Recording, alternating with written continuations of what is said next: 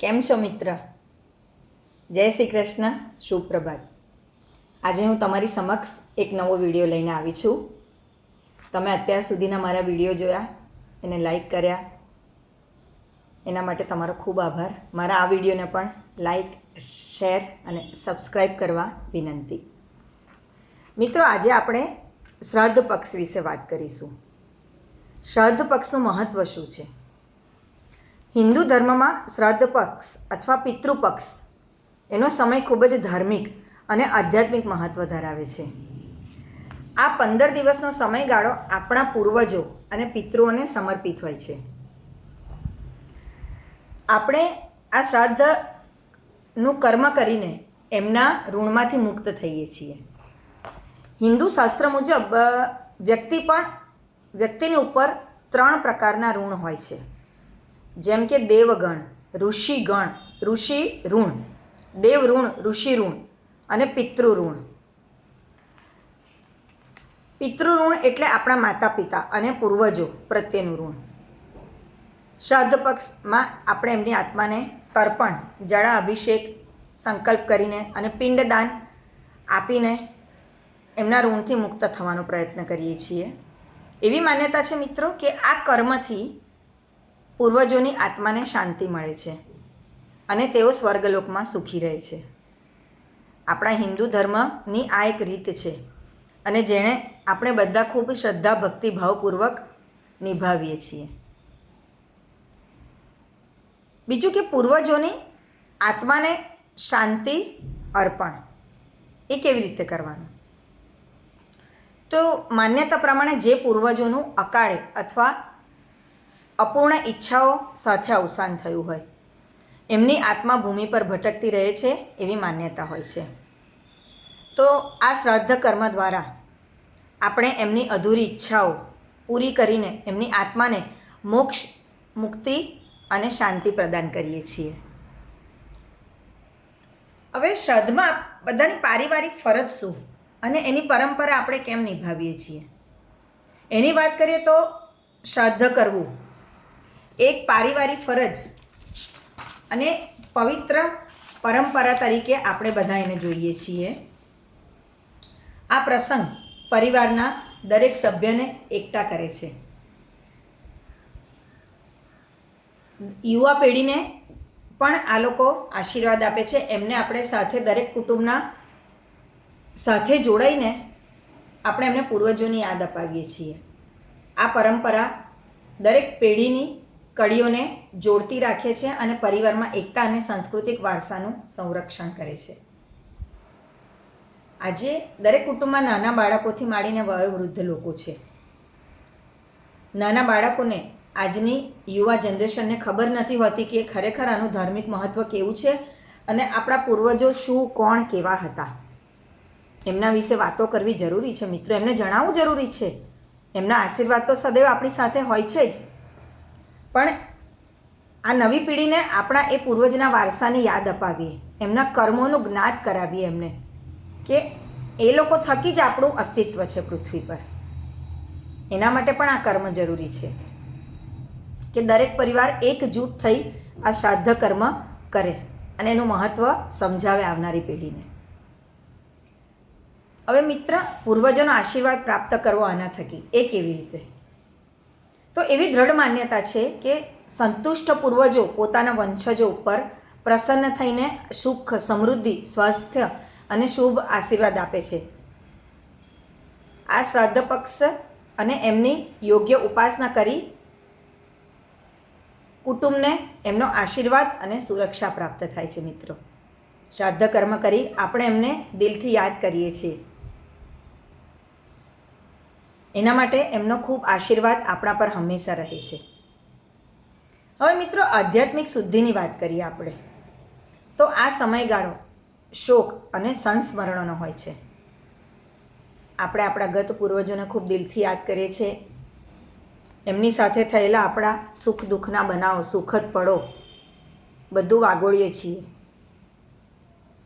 આપણે ભૌતિક સુખ અને મનોરંજનથી દૂર રહીને આટલા સમયગાળા દરમિયાન સાદગી, ધ્યાન, દાન, પુણ્ય કરવાના ઉદ્દેશ્ય રાખીને શ્રાદ્ધ કર્મનું પર્વ આપણે ઉજવીએ છીએ. આનાથી મનની શુદ્ધિ થાય છે અને આત્માનો વિકાસ થાય છે. એટલે હિન્દુ ધર્મમાં આ શ્રાદ્ધ કર્મને જરૂરી કહ્યું છે. હવે આનો નિષ્કર્ષની વાત કરીએ મિત્રો, કે નિષ્કર્ષમાં આપણે શું માનીએ, એનો સંક્ષિપ્તમાં આપણે સાર ગણીએ તો શ્રાદ્ધ પક્ષ એ પૂર્વજો પ્રત્યેકની કૃતજ્ઞતા, પ્રેમ, સન્માનની એમની ભાવના એ દર્શાવવાનો સમય છે.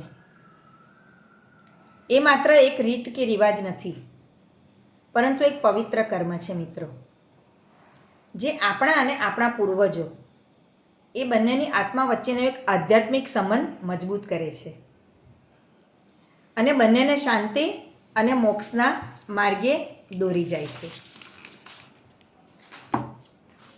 મોટાભાગના હિન્દુ કુટુંબો, મોટાભાગના લોકો આ શ્રાદ્ધ કર્મ ખૂબ ભક્તિભાવપૂર્વક કરે છે.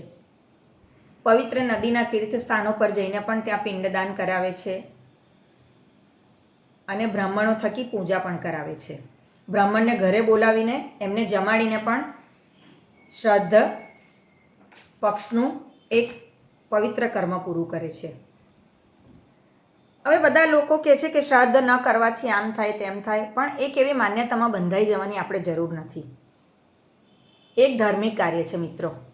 હિન્દુ ધર્મ અનુસાર શ્રાદ્ધ કર્મ એક અત્યંત મહત્વપૂર્ણ સંસ્કાર કહેવામાં આવ્યો છે. પિતૃઓને તૃપ્ત અને શાંત કરવા એની એક રીત કરવામાં આવે છે. શાસ્ત્રોમાં શ્રાદ્ધ ન કરવું એના મુજબ અલગ અલગ પરિણામો બતાવ્યા છે, જે માન્ય હોવા કે ન હોવા એ બધું તાર્કિક છે. પિતૃઓની અતૃપ્તિ રહી જાય, કે સ્વર્ગ લોકમાં રહેલા આપણા પિતૃ તૃપ્ત ન થાય, અથવા પછી પિતૃ ઋણમાંથી આપણને મુક્તિ ન મળે.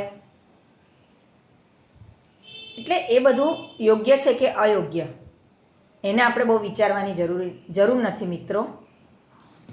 આપણે ખૂબ જ ભક્તિભાવપૂર્વક અને પિતૃઓને યાદ કરીને શ્રાદ્ધ કર્મ કરીએ છીએ એ ખૂબ મહત્ત્વનું છે. એના થકી આપણો સાંસ્કૃતિક વારસો જળવાઈ રહે છે.